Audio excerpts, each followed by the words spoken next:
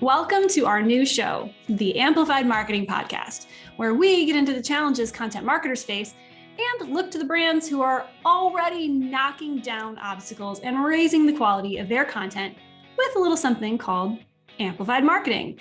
It's what we've preached here at Casted from the very beginning, how to create the most meaningful content and then get the most traction from that content by wringing it out across all channels.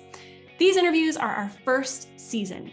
They were all recorded as part of a special event to officially kickstart this new approach to content marketing. And we dive into the components of amplified marketing, the strategies that work best, and reveal just how much of an impact this new approach can have on your business. But we also explore the ways that amplified marketing makes life easier and more efficient for content marketers out there trying to be creative and relevant and cut through the noise. This is where the change begins.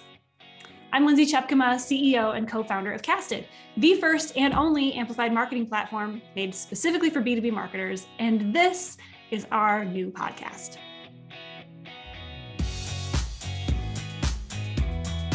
What do Saxsquatch, dumpster fires, and Dunder Mifflin all have in common? Okay, they were each a central part of some pretty interesting and downright creative marketing campaigns that our guests on today's show worked together to create. Brad Beutler, Content Marketing Director, and Jillian MacNulty, Senior Content Marketing Manager, both of Terminus, have created a kind of Terminus Time-Space Continuum of super engaging content. But it's not just about being crazy creative. They've developed a yin and yang to their content strategy.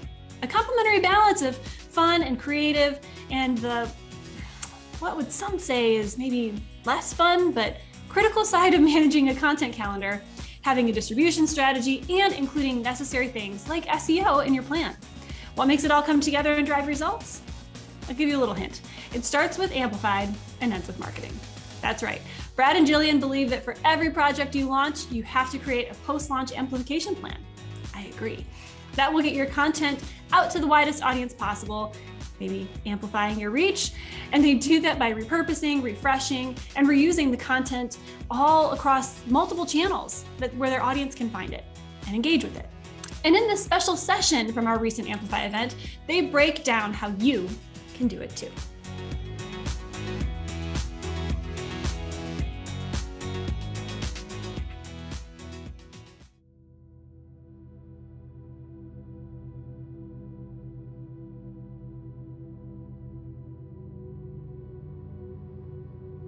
Welcome, everyone, to Jillian and Brad's Super Zen Content Marketing Dojo. I am Jillian, and this is Brad. I'm Brad. I am the chillest content marketer right now, this side of the Mississippi. We are so Zen, and we are from the Terminus marketing team, who has brought you very Zen content. Introducing Break Shit, an event.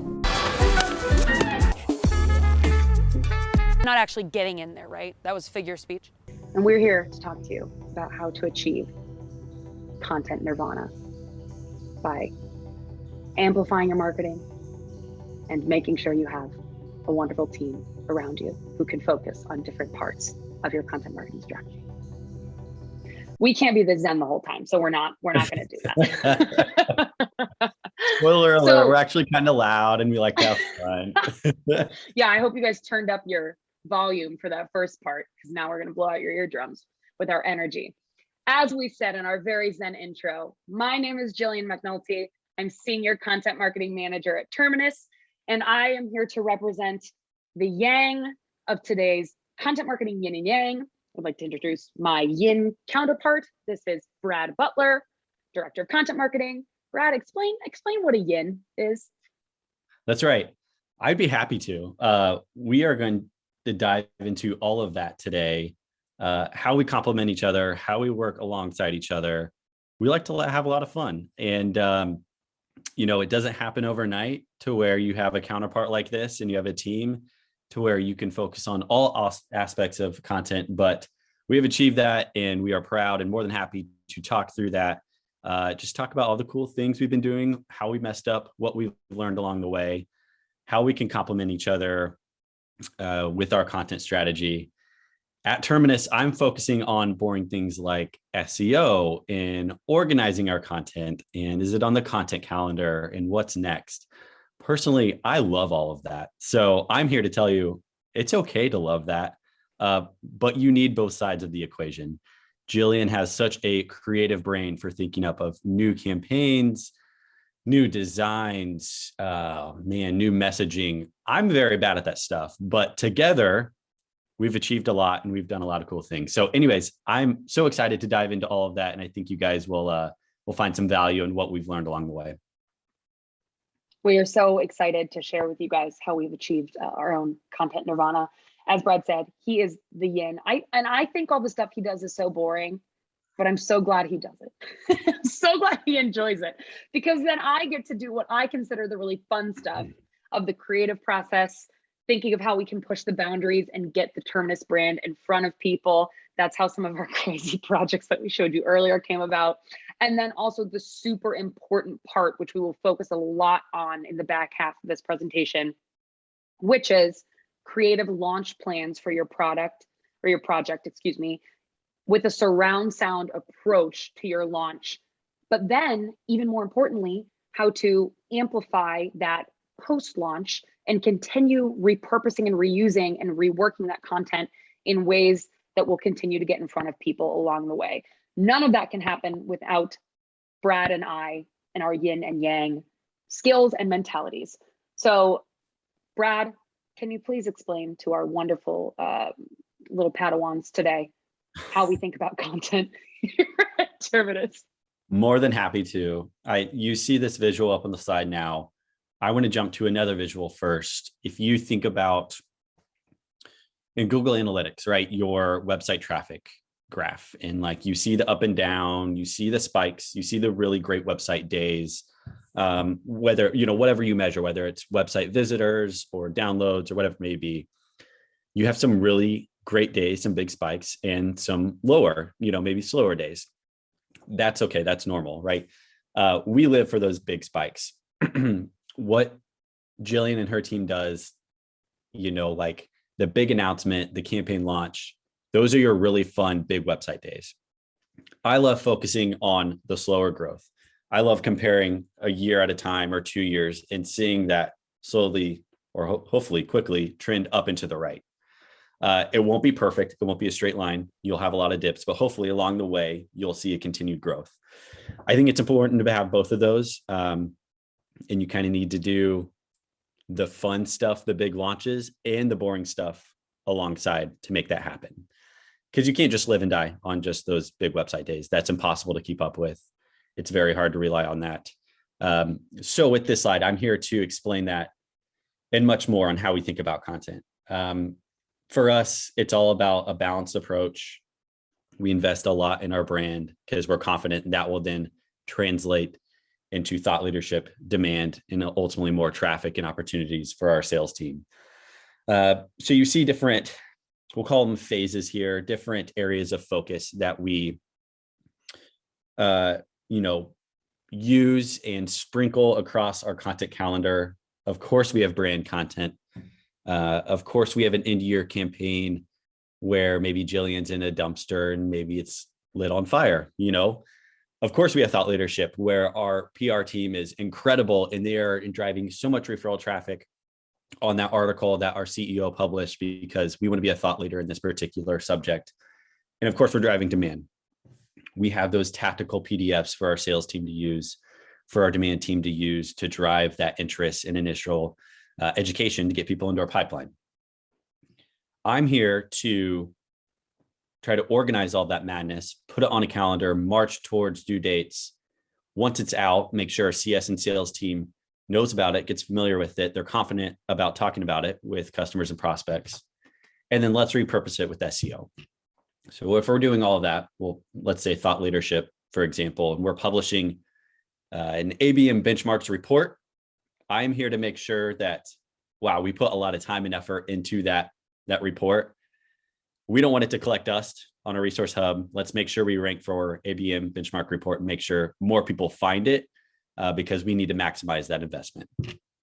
So long story short, multiple areas of focus are needed in your overall content strategy. I don't think one is more important than the other, but they all do complement each other. And man, if you can do all of them really well alongside each other, great things will happen for your team.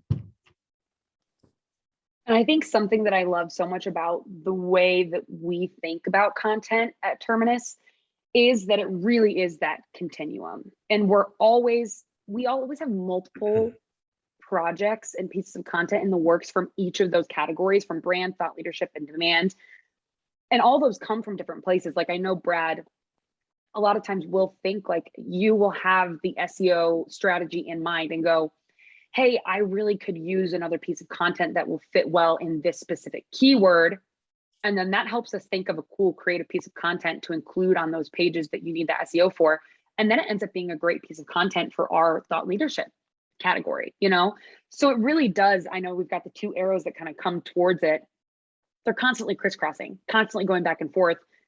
Different pieces of content are coming from different needs and coming from different places. And it really is a continuum, which I think is really cool. Absolutely. And you can learn from each phase as well and make each phase better. So yeah, they work well together if done right. Let's talk practicals now of exactly how we at Terminus launch a piece of content that we poured our little content marketing hearts and souls into, and then how we continue to amplify that throughout its journey. So on initial launch at Terminus, obviously we're an ABM platform. So we love the idea of multi-channel. We love the idea of surround sound. We love the idea of hitting a prospect at every angle with content that's going to be relevant to them. So when we launch a piece of content, it really is a surround sound approach. So we're going to take an example of a piece that we launched, I believe it was last year, and it was an ebook called If Dunder Mifflin Had ABM. Which also, this is another thing I love about being yin and yang, is that sometimes Brad and I do cross over. This was a Brad piece. And this was one of our best and most creative, like best performing creative piece of content last year. And this was a yin baby. This was totally Brad. So we do cross over. And I think that's also important when you're building a team, that you are able to both focus on both sides of the coin. Like, you cannot just relegate one person to be like the strategy SEO, that's all they focus on. You cannot relegate one person to being like, we're just going to throw confetti in the air and do whatever we want all the time. Like, you really do have to have people that are going to be able to cross over those lines and understand that you have to be able to like have that continuum mindset. But anyway, just had to give Brad props where it was due, because this was a fantastic piece of content and you had fun making it. I had too much fun. Yes, a rare appearance here from Team Yin. Turns out hours of Netflix watching with The Office came into play with my job. How great is that? It was a risk. I mean, writing a fictional case study isn't your conventional yin content. So we knew we were taking a shot here, and we had to make the most of it. We knew how much time it took to write it, to design it, to get it ready. So of course we are going to utilize every channel we have available to us to make sure it gets to the right people, because ultimately Jillian and I need to come back to our boss and say, here's how many views it drove. Here's the impact it had. Here's all the accounts that are talking about it, high impact accounts. And ultimately, you know, here's how it helped our team. So we were ready. We were ready to share it, measure it, make sure those who were most important to us had it and read it, and we got a good reaction out of them. So we still use it today. And I think it just goes back to our beginning mentality of how many different ways and in how many different channels can we use this thing. And it truly was a surround sound approach on launch, which was awesome. Our team really thought of it from every angle and from every channel. So the ebook itself was an interactive experience that our incredible design team built on Saros, which allows us to create really, really cool, interactive, clickable, Easter egg, hideable pieces of content. So that was the piece of content in itself. Great for high engagement. The way we promoted it was we had targeted display and social ads for this piece.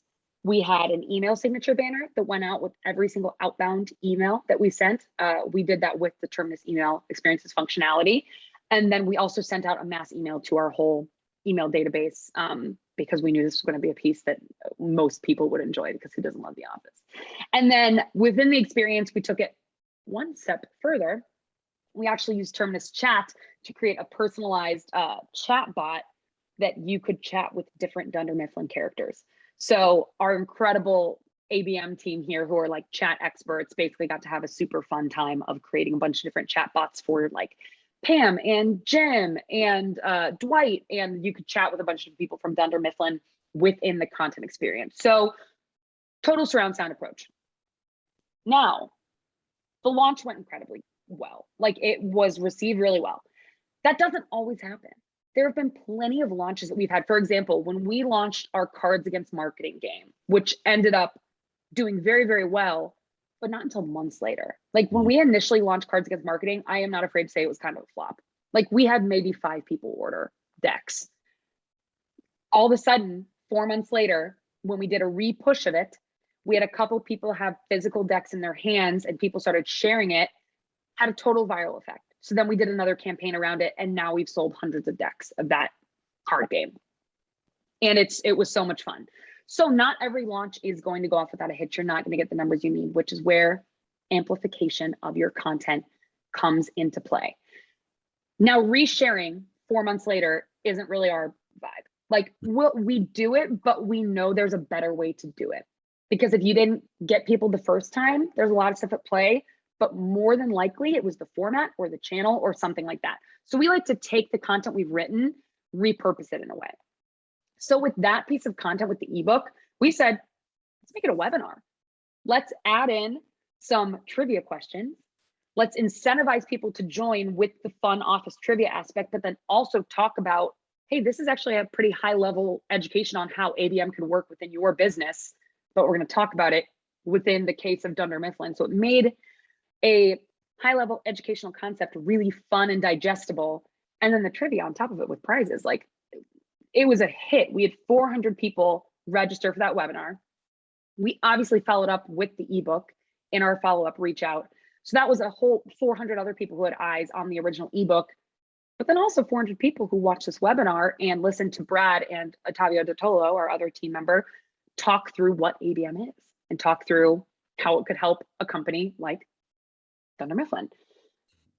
So that was incredible, and we enjoyed that kind of repurposing as well. Then, because that's not enough, you got to keep going.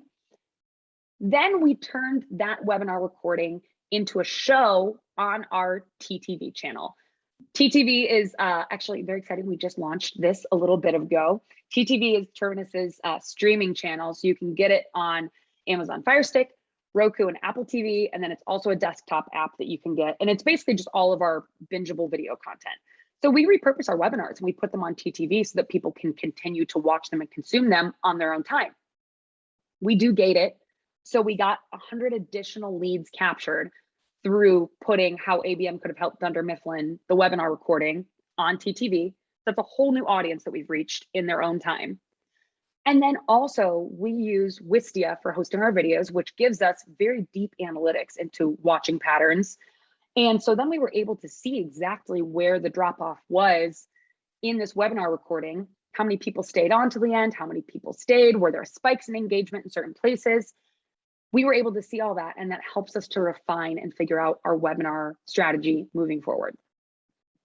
So as you can see, with this whole amplification of our content, not only did we get more leads and more eyes on our content, but we also got deeper data and analytics on our customers' behaviors, which helps then, here's the continuum, helps cycle through and influence the next phase and chapter of our Terminus content strategy.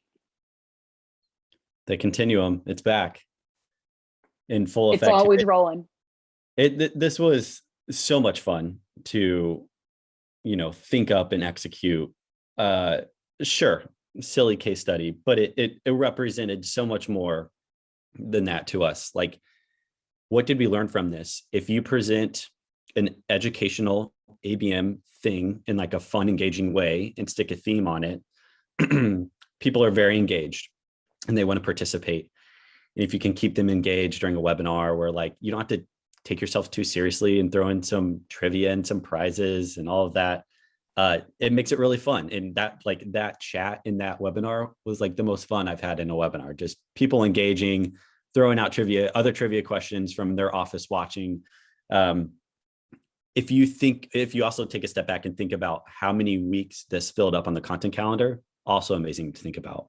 Again, a silly case study turned into a very engaging piece of content that we still use a year later, into a webinar that drove however many registrations, and then into a repurposed TV show. Like, we are still using it to this day. And that has drove engagement, engagement in key accounts, top of funnel engagement, all of that to this day, of what started with just a piece of content in a few weeks on the content calendar. So it can definitely extend past its shelf life. I think we learned that. I think we learn educational content is important, but making it fun and engaging is even more important. And then just, being self-aware of how much work you've put into it, and trying to utilize it in many different channels and many different forms was probably my biggest takeaway of all of this. So super proud of this campaign. I love talking about this all the time. Thank you guys so much for joining us in our little content marketing dojo today. Biggest takeaways from today, I would say, are number one, make sure you've got the yin and yang covered on your team. And if you don't, then you might have to convince, the higher ups to get a little extra help in there, because it's very good to have both perspectives. Number two, you've got to create good creative content to feed your content machine. And number three, amplify the heck out of it. Launch is important, but we'd probably argue amplification might be even a little bit more important than that launch, because there are a lot of factors in play for that launch. So cover your bases, and that is how you can achieve content marketing zen. Thank you guys so much for joining us today. It's been so much fun. Thank you. Bye.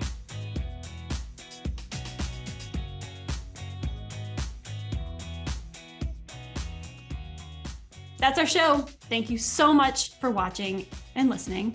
And to learn more about all of the incredible things that Jillian and Brad are working on, make sure to visit terminus.com and check out the Roof video series and Flip My Funnel podcast and all of the other incredible content that they are creating and publishing and amplifying across multiple channels.